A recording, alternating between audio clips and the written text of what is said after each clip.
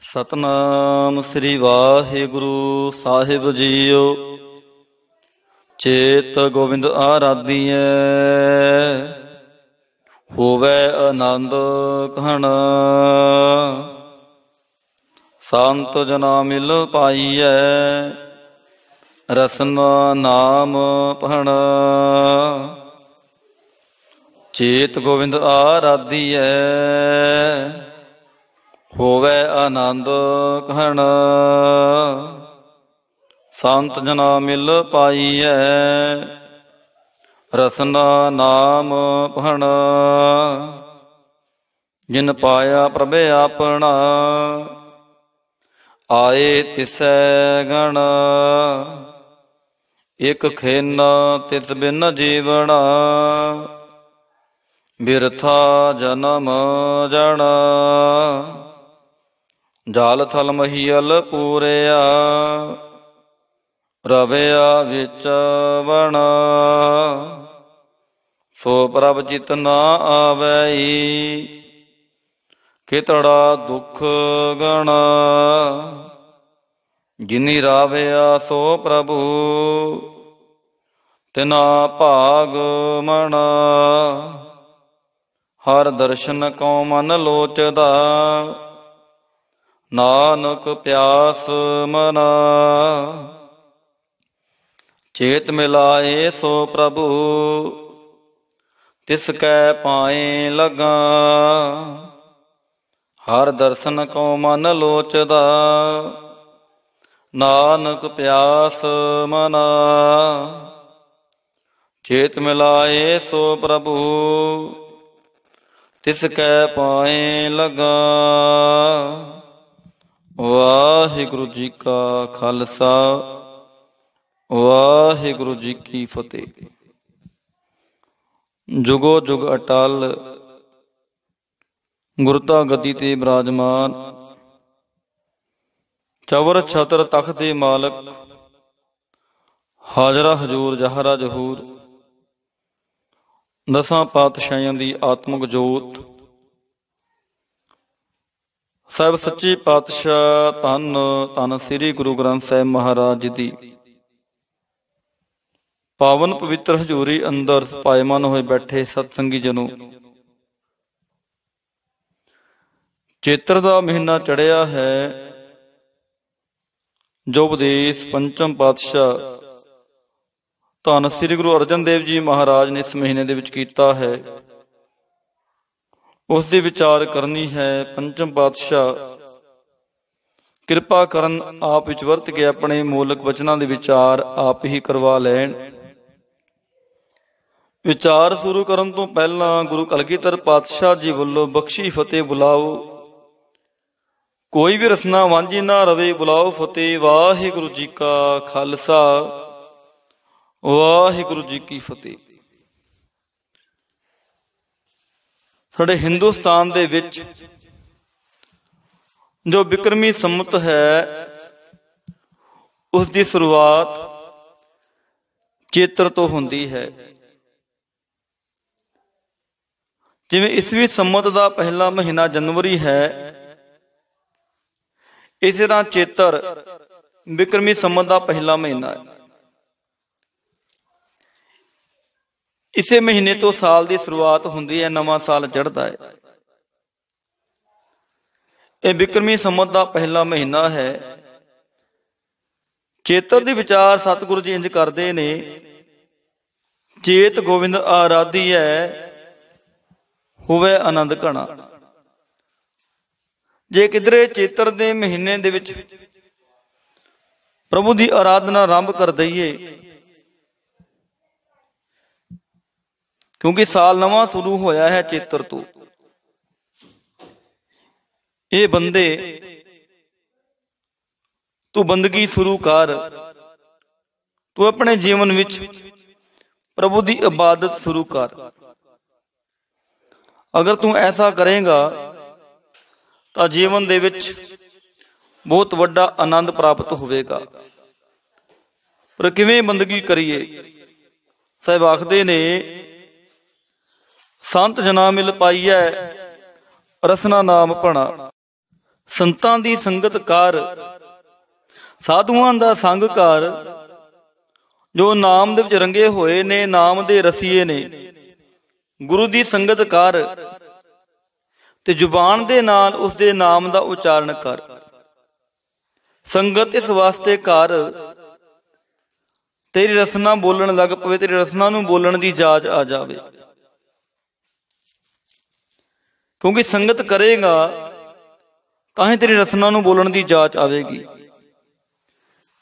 ਜਿਵੇਂ ਕਿਸੇ ਮਾਸੂਮ ਬੱਚੇ ਨੂੰ ਉਹਦੇ ਮਾਤਾ ਪਿਤਾ ਬੋਲਣਾ ਨਾ ਸਿਖਾਉਣ, ਦੇ ਸਾਹਮਣੇ ਬੋਲਣ ਨਾ, ਉਹ ਬੱਚਾ ਮਾਤਾ ਪਿਤਾ ਕੋਲੋਂ ਬੋਲ ਸੁਣੇ ਹੀ ਨਾ, ਉਸਨੂੰ ਬੋਲਣ ਦੀ ਜਾਚ ਨਹੀਂ ਆਵੇਗੀ, ਗੂੰਗਾ ਰਹਿ ਜਾਵੇਗਾ। ਇਸ ਤਰ੍ਹਾਂ ਜੇ ਆਪਾਂ ਸੰਗਤ ਨਾ ਕਰੀਏ, ਸੰਗਤ ਵਿੱਚ ਜਾ ਕੇ ਪ੍ਰਮਾਤਮਾ ਦੇ ਗੁਣਾਂ ਨੂੰ ਨਾ ਸੁਣੀਏ, ਤਾਂ ਜ਼ੁਬਾਨ ਨੂੰ ਪਰਮੇਸ਼ਰ ਦੇ ਗੁਣਾਂ ਨੂੰ ਉਚਾਰਨ ਕਰਨ ਦੀ ਜਾਚ ਨਹੀਂ ਆਵੇਗੀ। ਮਾਤਾ ਪਿਤਾ ਦਾ ਬੋਲਿਆ ਹੋਇਆ ਤਾਂ ਸਫਲ ਹੈ ਜੇ ਬੱਚਾ ਬੋਲਣ ਲੱਗ ਪਵੇ, ਤੇ ਕੀਤੀ ਹੋਈ ਸੰਗਤ ਵੀ ਤਾਂ ਸਫਲ ਹੈ ਜੇ ਰਸਨਾ ਪਰਮਾਤਮਾ ਦੇ ਗੁਣਾਂ ਨੂੰ ਉਚਾਰਨ ਲੱਗ ਪਵੇ। ਅੱਗੇ ਸਹਿ ਬਖਸ਼ਿਸ਼ ਕਰਦੇ ਨੇ, ਜਿਨ ਪਾਇਆ ਪ੍ਰਭ ਆਪਣਾ, ਆਏ ਤਿਸੈ ਗਣਾ। ਜਪ ਜਪ ਕੇ ਜਿਨ੍ਹਾਂ ਨੇ ਪਰਮਾਤਮਾ ਦੀ ਪ੍ਰਾਪਤੀ ਕਰ ਲਈ ਹੈ, ਜਿਨ੍ਹਾਂ ਨੂੰ ਪਰਮਾਤਮਾ ਪਰਮੇਸ਼ਰ ਮਿਲ ਗਿਆ ਹੈ, ਉਹਨਾਂ ਦਾ ਆਇਆ ਹੋਇਆ ਸਫਲਾ ਹੈ, ਉਹ ਸੰਸਾਰ ਦੇ ਵਿੱਚ ਸਫਲ ਗਿਣੇ ਜਾਂਦੇ ਨੇ। ਪੰਚਮ ਪਾਤਸ਼ਾਹ ਦਾ ਫਰਮਾਨ, ਆਇਆ ਸਫਲ ਤਾਹੂ ਕੋ ਗਨੀਐ, ਇਹਾਂ ਜਾ ਰਸਨ ਹਰ ਭਨੀਐ।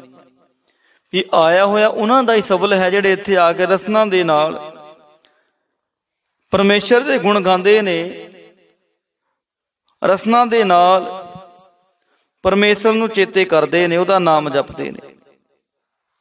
ਅੱਗੇ ਸਾਹਿਬ ਬਖਸ਼ਿਸ਼ ਕਰਦੇ ਨੇ, ਇੱਕ ਖਿਨ ਤਿਸ ਬਿਨ ਜੀਵਣਾ, ਬਿਰਥਾ ਜਨਮ ਜਾਣਾ।